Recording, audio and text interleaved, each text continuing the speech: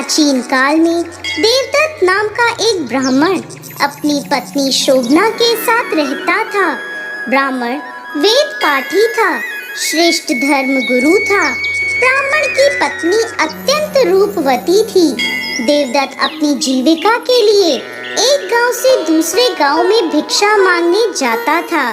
एक दिन जब ब्राह्मण दूसरे गांव गया हुआ था, तब पीछे से उसकी पत्नी शोभना गलत संगत में पड़ गई। धीरे धीरे उसके इस निंदनीय कार्य की चर्चा पूरे गांव में होने लगी।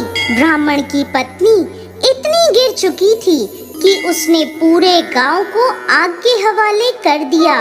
वो स्वयं भी उस आग से नहीं बच सकी और मृत्यु को प्राप्त हुई। अपने बुरे कर्मों के प्रभाव से गांव को भीषण आग के हवाले करने की वजह से वो कुष्ठ रोग से ग्रस्त तथा अंधी हुई। वो एक नगर से दूसरे नगर में भटकती रहती थी, भूख से व्याकुल रहती थी। एक समय भटकते भटकते वो कौशलपुरी पहुंच गई। संयोग से उस दिन नगर के लोग जानकी नवमी का उत्सव मना रहे थे। वहां पहुंचकर वो अन्न जल के लिए पुकारने लगी।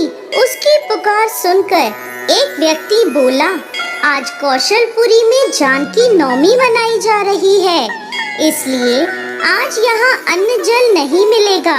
कल व्रत के पारण के समय आना, आपको प्रसाद भर पेट मिलेगा। परंतु वो नहीं मानी और जोर जोर से चिल्लाती रही।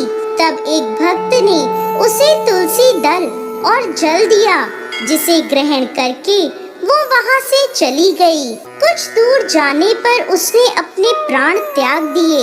अनजाने में उससे जानकी नवमी का व्रत पूर्ण हो गया और अंत समय में उसे जल और तुलसी दल मिलने से परम कृपालिनी माता सीता ने उसे समस्त पापों से मुक्त कर दिया और व्रत के प्रभाव से वो निर्मल होकर स्वर्ग को प्राप्त हुई। अनंत वर्ष उसने आनंद पूर्वक स्वर्ग में बिताए। इसके बाद वो कामरूप देश के राजा जयसिंह की महारानी कामकला बनी। व्रत के प्रभाव से माँ जानकी की कृपा से उसे अपने पूर्व जन्म का स्मरण बना रहा, जिससे उसने अपना समस्त जीवन माँ जानकी और रघुनाथ जी की सेवा पूजा में बिताया। दोस्तों, वैशाख शुक्ल पक्ष की नवमी को जानकी नवमी के रूप में मनाया जाता है। इस दिन माँ सीता धरती की गोद से प्रकट हुई थी।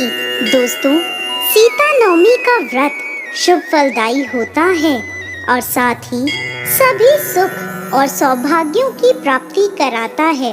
जिस प्रकार रामनवमी को भगवान राम का जन्म उत्सव मनाया जाता है, उसी प्रकार सीता नवमी को माता सीता का जन्म उत्सव मनाया जाता है।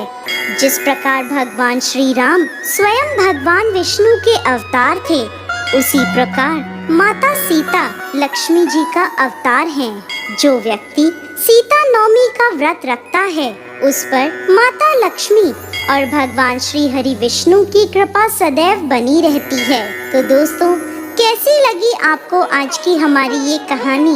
हमें कमेंट बॉक्स में लिखकर जरूर भेजिएगा और साथ ही साथ हमारे इस चैनल को सब्सक्राइब करना ना भूलें।